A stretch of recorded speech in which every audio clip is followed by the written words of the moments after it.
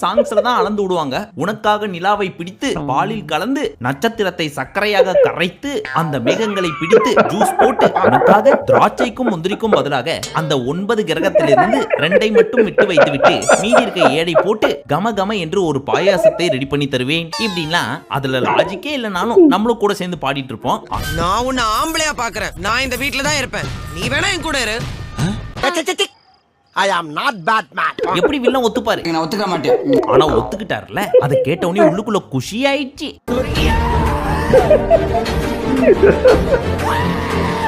இல்லாதவங்க கிட்ட அப்படி வாழறத விட இருக்கிற உங்ககிட்ட எப்படி வேணாலும் வாழ்ந்துடலாம். ஓஹோ, இவர் நம்ம கிட்ட மேட்ரு எதிர்பார்க்கறது போல. Okay sir. இதை விட அல்டிமேட் என்ன தெரியுமா? இந்த டயலாக் சொல்லி முடிச்ச உடனே ஒரு மொட்டை தலையரே ஒரு ரியாக்ஷன் கொடுப்பாரு. அதை கொஞ்சம் பாருங்களேன்.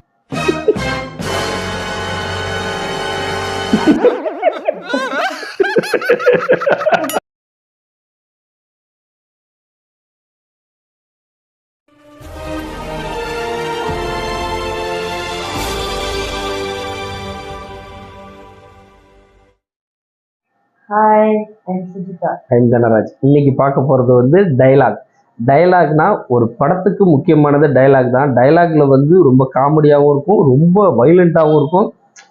ஒரு சில சீன்ஸ்லலாம் வந்து அது எல்லாரையும் கண்கலங்க வைக்கிற அளவுக்கும் டைலாக் இருக்கும். அந்த மாதிரியான டைலாக் அலப்பறைகள் தான் இன்னைக்கு பார்க்க போகிறோம். வாங்க பார்ப்போம். தமிழ் படத்துல வர டைலாக்ஸ்ல இந்த படம் தான் அப்படின்ற படத்தை மறக்காம கமெண்ட் செக்ஷன்ல ஃபர்ஸ்ட் சொல்லிருங்க. ஏன் அதெல்லாம் சொல்ற அப்படின்னு கேக்குறீங்களா? காரணம் இருக்கு. உதாரணத்துக்கு ஃபர்ஸ்ட் இதை பார்த்துட்டு வாங்களேன். நீ துட்ட கொடுத்து தான் மத்த ஆளை நடிக்க வைக்கணும். எனக்கு அந்த அவசியமே இல்லை. ஏன்னா நானே ஒரு நடிகன். இதெல்லாம் யாரா உன்கிட்ட கேட்டா? யாரா நீ? இந்த படத்தோட பேர் என்னன்னு சொல்லி நிறைய பேருக்கு தெரியுதோ இல்லையோ, ஆனா இந்த படத்தோட டைரக்டர் யாருன்றது கண்டிப்பா நிறைய பேருக்கு தெரிஞ்சிருக்கும். பிகாஸ் அப்பேற்பட்ட டைரக்டர் தான் இந்த படத்தோட டைரக்டர். அவர் யார் என்றால் தி கிரேட் பேரரசு. யார்ட்ட ஃபிலிம் காட்டுற? நாங்க யாரு தெரியுமில்ல? வெறும் ஃபிலிம்லடி ஆக்ஷன் ஃபிலிமும் காட்டும்.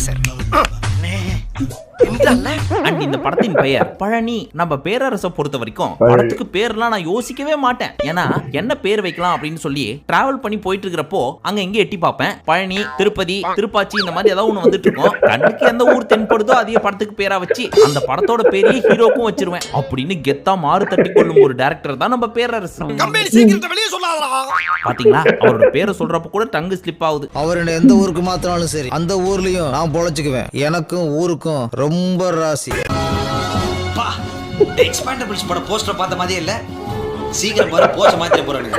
என்ன மாதிரியான போஸ்டர் அது? பழத்தை காயாக்கி காய பிஞ்சாக்கி பிஞ்ச பூவாக்கி அந்த பூவை விளையாக்கி அந்த கதையை மனக்கறடா. காசு இப்போ காசு இல்லாம கஞ்சாஸ்ட் ஏதோ வளர்றாம்பா. உண்மையிலேயே இவங்க நிஜ படத்தை பத்தி தான் பேசுறாங்களா இல்ல பழம்ன்றதுக்கு வேற ஏதாவது மீனிங் இருக்கான்னு தெரியல. பிகாஸ் யூசுவலாவே சாங்ஸ்ல தான் அளந்து விடுவாங்க. உனக்காக நிலாவை பிடித்து பாலில் கலந்து நட்சத்திரத்தை சர்க்கரையாக கரைத்து அந்த மேகங்களை பிடித்து ஜூஸ் போட்டு உனக்காக திராட்சைக்கும் முந்திரிக்கும் பதிலாக அந்த 9 கிரகத்திலிருந்து 2 மட்டும் விட்டு வைத்துவிட்டு மீதி இருக்க 7 போட்டு கம கம என்று ஒரு பாயாசத்தை ரெடி பண்ணி தருவேன். இப்படின்னா அதுல லாஜிக்கே இல்லைனாலும் நம்மளும் கூட சேர்ந்து பாடிட்டு இருப்போம். ஆனா இப்பெல்லாம் இந்த மூவி டைலாக்ஸே வாய் இருக்குன்றதுக்காக என்னென்னலாம் அளந்து விடுறாங்க பாருங்க அப்படின்ற மாதிரி தான் இருக்கு. அது எப்படி பழத்தை காயாக்கி காய பூவாக்கி பூவை என்ன சொன்னாரு? அந்த பூவை விதையாக்கி விதையாக்கி அந்த விதைய மண்ணா மாத்துவாராம். ஒருவேளை டைம் டிராவல் மிஷின் ஏதாவது வச்சிருக்காரோ? அப்படியே இருந்தாலும் விதையை எப்படி மண்ணா மாத்த முடியும்? அதான் நானும் யோசிக்கிறேன். மிக்சியில போட்டு அடிச்சா கூட பவுடரா தானே வரும். உண்மையிலேயே பேரரசுக்கு மிகப்பெரிய டேலண்ட் இருக்குதுப்பா.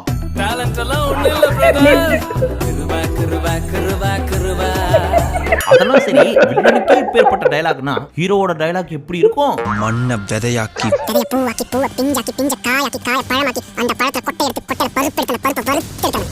ஏய் என்னடா டயலாக் இது? பருப்பு வறுத்துட்டணும். இதுல காமெடி என்னவென்றால், என்னதான் நம்ம பரத் முகத்தை ஆக்ரோஷமா வச்சுட்டு பேசினாலும் அவர் பேசுற ஒவ்வொரு டயலாக்கும் பரத் மூஞ்சில பேரரசு வந்துட்டு போறாரு. அதுதான் ஏன்னு தெரிய மாட்டேங்குது. அதெல்லாம் சரி, வில்லன் எல்லாத்தையுமே ரிவர்ஸ்ல சொன்னாரு. நான் பழத்தை காயாக்கி காய பிஞ்சாக்கி பிஞ்ச பூவாக்கி அந்த பூவை விளையாக்கி அந்த விதையை மனக்கறடா. ஆனா நம்ம ஹீரோ அவர் சொன்னதே ரிவர்ஸ் ஆக்கி காலங்காலமா நம்ம விவசாயிகள் என்ன பண்ணிட்டு இருக்காங்களோ அதை தான் சொன்னாரு. நான் மண்ணை விதையாக்கி கரிய பூவாக்கி பூவை பிஞ்சாக்கி பிஞ்ச காயாக்கி காய பழமாக்கி அந்த பழத்தை கொட்டை எடுத்து கொட்டையில பருப்பு எடுத்து பருப்பு வறுத்துட்டணும். அதுக்கே அவ்வளவு பெரிய எஃபெக்ட் வேணா இப்படி பண்ணிருக்கலாம். இத்தனை காலமா விவசாயிகள் எவ்வளவோ கஷ்டப்பட்டு இருக்காங்க. அவங்க படும் பாட்டு நம்ம பரத் சொல்லி புரிய வச்சிருக்காருன்னு எடுத்துக்கலாம். சாரி, பரத் மூஞ்சில அப்பப்போ வந்துட்டு போற பேரரசு. இது கொஞ்சம் கூட நல்லா இல்ல. சரி, நெக்ஸ்ட் டயலாக் கேப்பமா. நான் குட்டைய குளமாக்கி குளத்தை ஆறாக்கி ஆற நதியாக்கி நதியை கடலாக்குறவன் அடேங்கப்பா, நம்ம அங்கிளால சாதாரண குட்டையே கடலாக்க முடியும் அப்படின்னா இவரை மட்டும் இந்தியாவுக்கு பிஎம் ஆக்கினா தெருக்கு தெரு கடல் விடுவார் போல இருக்கே.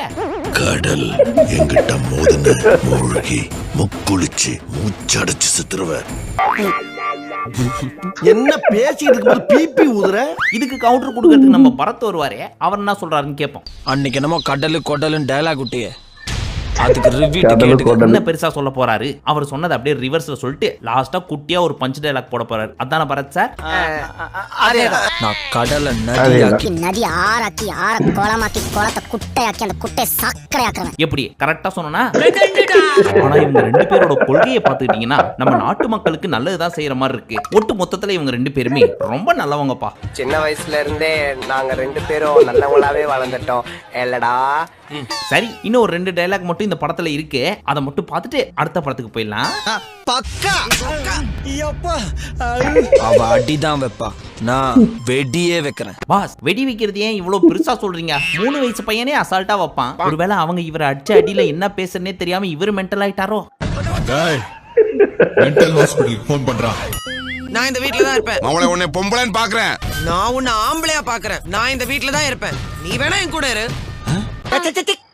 I am not Batman. இந்த டயலாக் எல்லாம் நல்லா தான் இருக்குது. ஆனா மாடுலேஷன் தான் கொஞ்சம் மாத்திருக்கணும். நான் உன்னை ஆம்பளையா பாக்குறேன் அப்படின்னு சொல்லாம நான் உன்னை ஆம்பளையா பாக்குறேன்டா அப்படின்னு சொல்லியிருந்தாங்கன்னா அவங்க சொல்ல வரது என்னன்றது அந்த வில்லனுக்கு புரிஞ்சிருக்கும். அப்படி மூடோட பேச வேண்டிய டயலாக முறுக்கின்னு பேசினா எப்படி வில்லன் ஒத்துப்பாரு? நான் ஒத்துக்க மாட்டேன். ஆனா ஒத்துக்கிட்டாருல, அதை கேட்ட உடனே உள்ளுக்குள்ள குஷி ஆயிடுச்சு.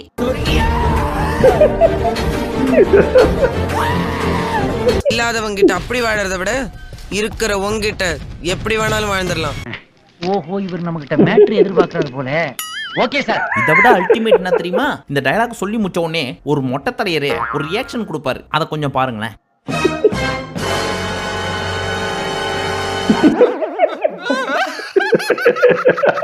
சரி, இந்த படத்துல எல்லாருமே பஞ்ச் டயலாக் பேசி முடிச்சிட்டாங்க. ஆனா இந்த பீஸ் மட்டும் தான் இன்னும் பேசாம இருக்குது. கண்டிப்பா ஏதாவது பேசுமே, இருங்க தேடி பாப்போம். இது நானா அமைச்சது இல்ல, தானா அமைஞ்சது. ஆம்பளைகளுக்கு அமையறதும் பொம்பளைக சமையறதும் எப்பன்னு யாருக்கும் தெரியும். அடேங்கப்பா, அமையறது சமையறது வேற லெவல்ல இருக்குது காம்பினேஷன். ஷார்ப்பா இந்த பேரரசு. இந்த டயலாக் எல்லாம் கேக்குறப்ப இப்பவே அவர் பார்க்கணும் போல இருக்குதே. அடுத்து ரெய்ட் அப்படின்ற படத்துல இருந்து ஒரு சில டயலாக்ஸ் எல்லாம் பார்க்க போறோம். ஆரம்பிக்கலாங்களா?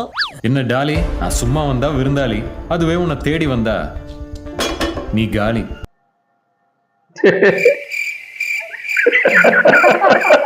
லைட்டா கன்ஃபியூஸ் ஆகுதே, திருப்பி ஃபர்ஸ்ட்ல இருந்து போடுங்க.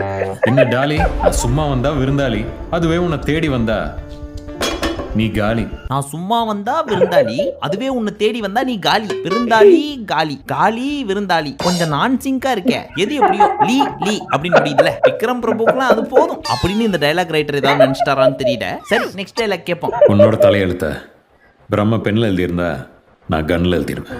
பெண்ணு கன்னு வேற லெவல் சிங்கா இருக்கு. இந்த கன்னுன்ற ஒரு வார்த்தையை போடணும் அப்படின்றதுக்காக முன்னாடி ஒரு பெண்ணை சேர்த்துருக்காங்க. பட் இவங்களுக்கு எப்படி தெரிஞ்சு தலையெழுத்து எழுதுற பிரம்மம் பெண்ணாலதான் எழுதுறாரு அப்படின்ட்டு? இது ஒரு நல்ல கேள்வி. ஒருவேளை ஒளிஞ்சிருந்து பாத்துருப்பாங்களோ? எங்களுக்கு சொல்ல தெரியும், நாங்களும் ஆம்பளை தான். மீச தாடி வச்சவங்களாம் ஆம்பளை இல்லடா. ஆம்பளைனா ரத்தம் இருக்கணும், அதுவும் சுத்தமா இருக்கணும். ரத்தம் சுத்தம், பெண்ணு கன்னு, விருந்தாளி நீ காலி, எதுகை மோனெல்லாம் பயங்கரமா இருக்கே. யாருப்பா அந்த டயலாக் ரைட்டரு? இந்த மாதிரியான டயலாக்ஸ்க்கெல்லாம் எத்தனை அவார்டு கொடுத்துருக்கணும். ஆனா இந்த படம் வந்தது கூட நமக்கு தெரியலையே. கவலைப்படாதீங்க டயலாக் ரைட்டர் சார், உங்க போன் நம்பர் மட்டும் கொடுங்க. இந்த டயலாக்ஸ் எல்லாம் கேட்டதுக்கு அப்புறம் நம்ம பசங்க உங்களுக்கு போன் அடிச்சு பாராட்டு மழையா பொழியணும்னு ஆசைப்படுறாங்க. போன் கூட எடுக்க மாட்டேன், போன் போட்டு பேச நிலைமையில இல்ல. நான் பத்திரிகை கொடுக்காம போறதில்ல, போனா கிஃப்ட் கொடுக்காம வரதில்ல. யோ, இதெல்லாம் என்ன டயலாக்? எவனாவும் பத்திரிக்கை வைக்காம கல்யாணத்துக்கு போவானா? கல்யாணத்துக்கு போனா கிஃப்ட் வைக்கிறது வழக்கம். இதெல்லாம் ஒரு பஞ்ச் டயலாக்னு பேசிட்டு இருக்காங்க. ஒருவேளை ஏகப்பட்ட பஞ்ச் டயலாக்லாம் நான் வச்சிருக்கிறேன், அதெல்லாம் பேசணுன்றதுக்காகவே ஒரு படம் எடுப்போம்னு சொல்லி இந்த டைரக்டரும் ஸ்கிரிப்ட் ரைட்டரும் சேர்ந்து இந்த மாதிரி ஒரு படத்தை எடுத்து வச்சிருக்காங்க போல இருக்கு. ஆனா உண்மையிலே டயலாக் ரொம்ப நல்லா இருந்துச்சு சார். போய் சொல்லாத. இதுக்கு முன்னாடி இந்த டயலாக்லாம் எதுகை மோனில போயிட்டு இருந்துச்சு, ஏதோ புரிஞ்சுது. நான் சிங்கா இல்லைன்னா கூட பாலும் நெய்யும் ஊத்த பாடி இருக்க கூடாது, தண்ணியில கரைக்க சாம்பல் கிடைக்க கூடாது. இதெல்லாம் என்ன டயலாக்? பாலும் நெய்யும் ஊத்த பாடி இருக்க கூடாது, தண்ணியில கரைக்க சாம்பல் கிடைக்க கூடாதா? உண்மையிலேயே இந்த டைரக்டர் மேல லைட்டா எனக்கு டவுட் இருக்குதுப்பா. ஏற்கனவே நம்ம தாத்தா பாட்டிங்க சொல்லினே இருப்பாங்க, இப்பெல்லாம் படமா வருது கரும கரும. அந்த காலத்தெல்லாம் எப்படி இருந்துச்சு தெரியுமா படம் அப்படின்ட்டு? இதெல்லாம் கேட்டாங்கன்னா வேண்டாடா சாமி, தாத்தா உங்க பாதத்தை தொட்டு வணங்குறேன். திருந்திங்கடா கண்ணு, திருந்திங்கடா. நானும் இந்த படத்துல இருந்து ஒரு சில டயலாக்ஸ் மட்டும் எடுத்தா போதும் அப்படின்னு நினைச்சிட்டு தான் இந்த படத்தை பார்த்தேன். ஆனா ஸ்டார்ட் டு எண்டு பார்த்தா ஃபுல்லா டயலாக்ஸ் மட்டும் தான் இருக்குது இந்த படத்துல. அதுவும் பஞ்ச் டயலாக்ஸ். அடுத்து வரப்போற டயலாக கேளுங்க. என் கண்ணில இருந்து யாரும் தப்பிச்சது இல்ல, என் கண்ணில இருந்து யாரும் தப்பிச்சது இல்ல. ஆனா இந்த டயலாக் சொல்லி முடிச்சதுக்கு அப்புறம் அந்த பொண்ணுக்கே லைட்டா சிரிப்பு வந்துச்சு.